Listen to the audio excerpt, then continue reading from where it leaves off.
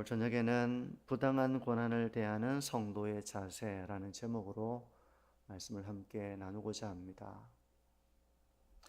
오늘 본문의 맥락은 우리가 하나님이 부르심을 받은 것은 하나님의 아름다운 덕을 선포하기 위함이라고 말씀합니다. 하나님의 영광을 드러내고 복음의 영광을 나타내는 그 삶을 위해서 우리를 부르셨다는 것입니다.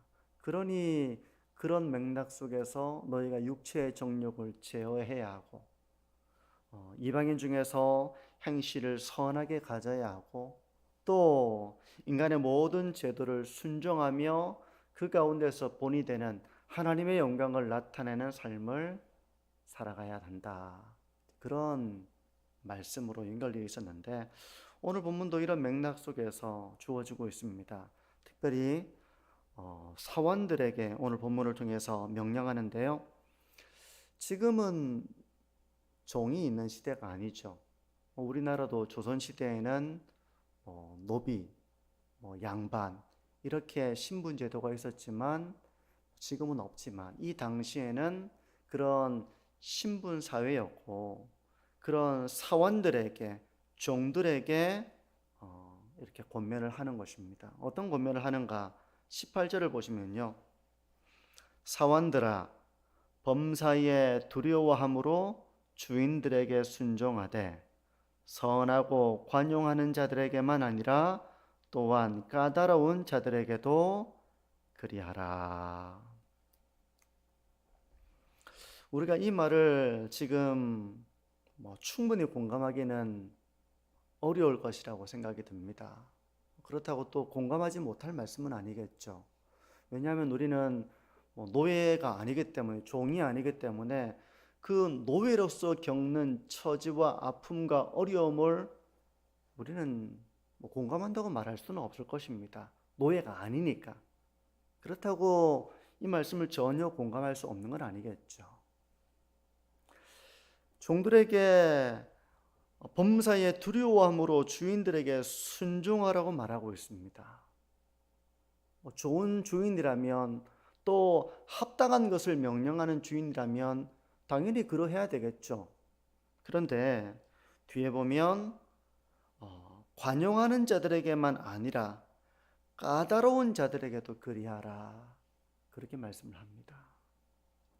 여기서 까다롭다라는 말의 원어는 어떤 사람을 말하는가 하면 비뚤어지다, 비뚤어지고 불의하다 이런 의미를 가지고 있어요. 그러니까 당시 그리스도인들 중에는 종들도 있었죠. 많은 노예들 중에 예수 그리스도를 믿고 교회 가운데 신앙의 길을 걸어가는 사람들이 있었습니다. 근데 그들에게 말하기를 까다로운 주인들에게 그들이 삐뚤어지고 불의하고 도무지 상식이 통하지가 않고 상당히 야박하고 깐깐하고 심성이 비뚤어져서 아랫사람을 함부로 대하고 그렇게 괴롭히는 사람이라 할지라도 뭐라는 겁니까?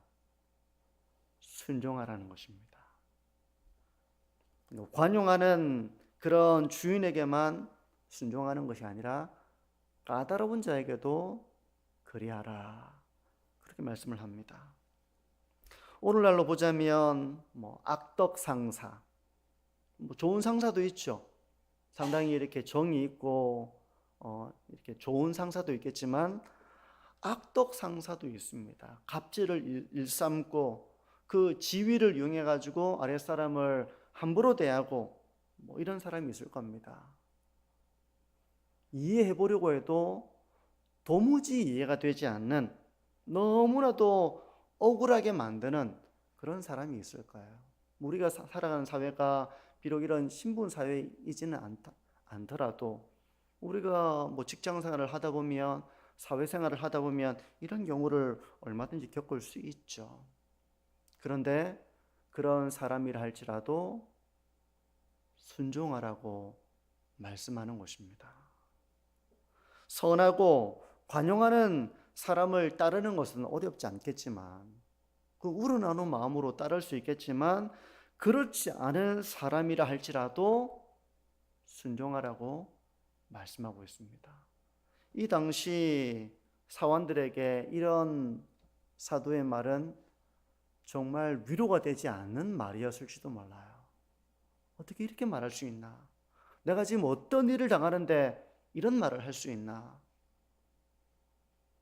그런 상황이 되면 정말 아무도 따르고 싶지도 않고 따를 수도 없는데 참 어떻게 이런 말씀을 할 수 있나? 라고 들리는 말씀이었을 수도 있습니다. 우리의 본성상 이게 참 어려운 일입니다. 하지만 성경은 주인에게 순종하되 관용하는 주인뿐만 아니라 까다로운 자에게도 그리하라고 말씀하고 있습니다.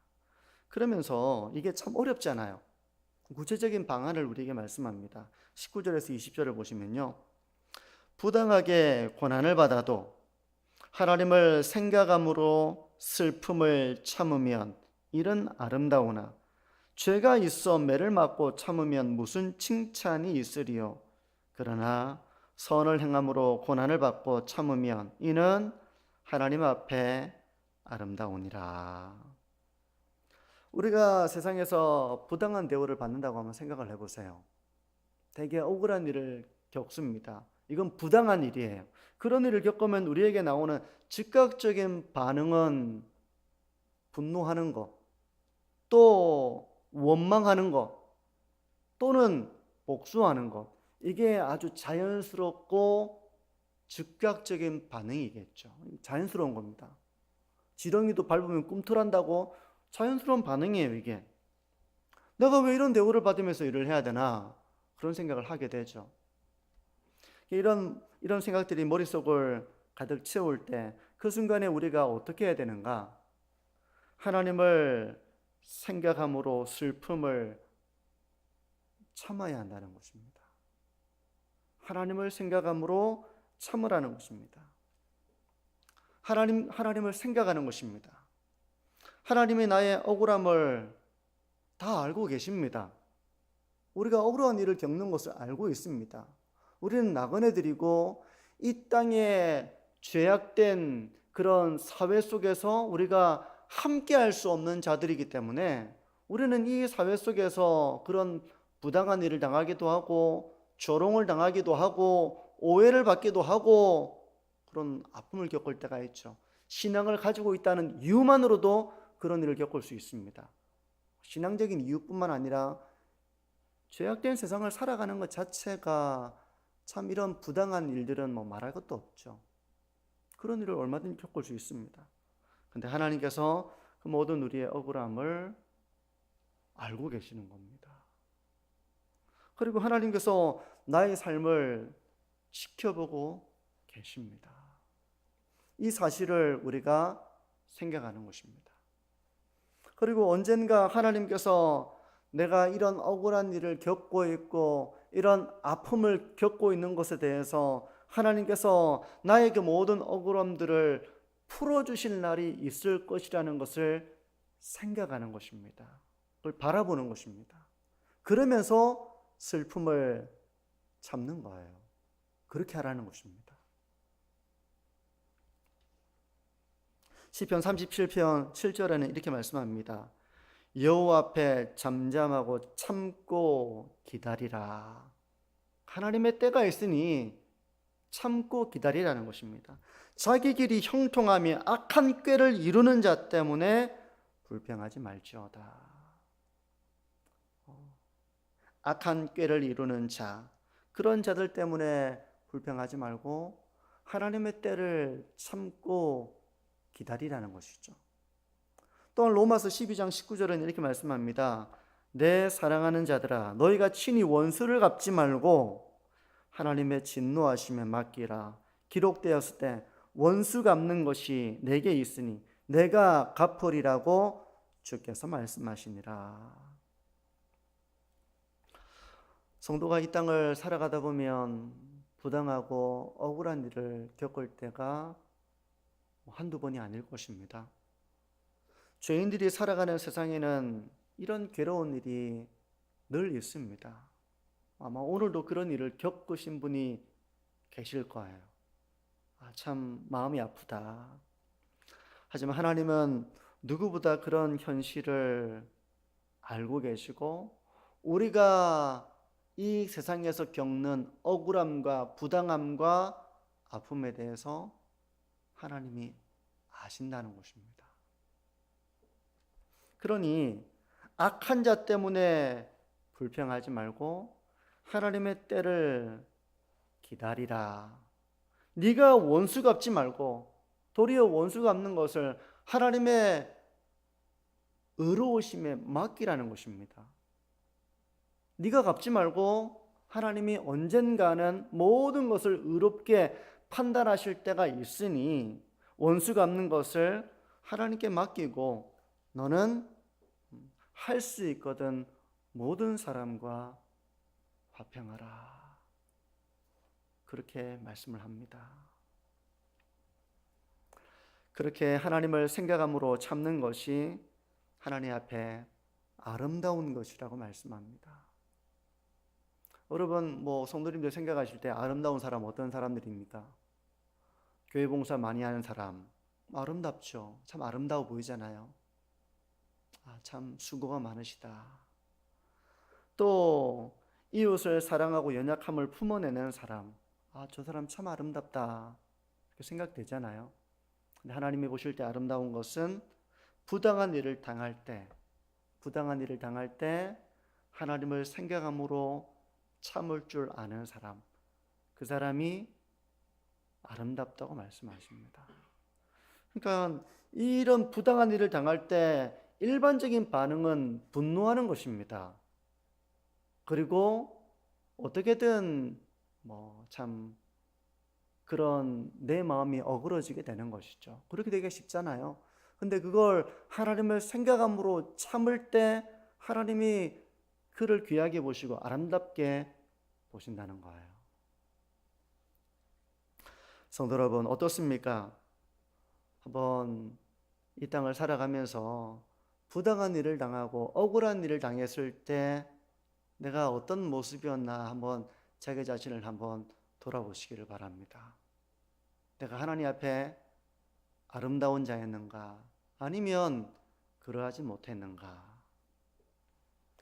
우리가 부당하게 고난을 당할 때에도 하나님을 생각함으로 참고 하나님께 맡기고 할 수 있거든 모든 사람과 화목함을 이루어 나갈 수 있는 그런 신앙의 지혜를 배워나가는 저와 우리 모든 성도님들의 삶이 되시기를 바랍니다.